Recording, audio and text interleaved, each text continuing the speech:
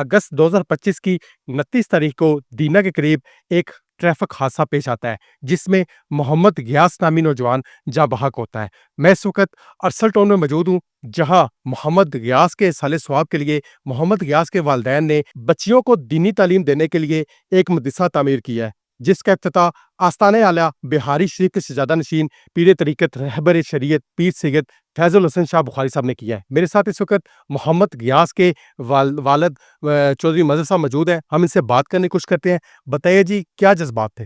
ਹੁਣ मैं अपने बेटे वास्ते साले सवाब वास्ते अच्छे काम ही कर सकना जिहदा सवाब उन्होंने मिलता रहे तो मस्जिद अपर मदरसा शुरू कराया बच्चियां वास्ते ताकि बच्चियां जड़ियां कुरान पाक तर्जमे नाल पढ़ सकन और बच्चियां नूं अवेयरनेस होवे।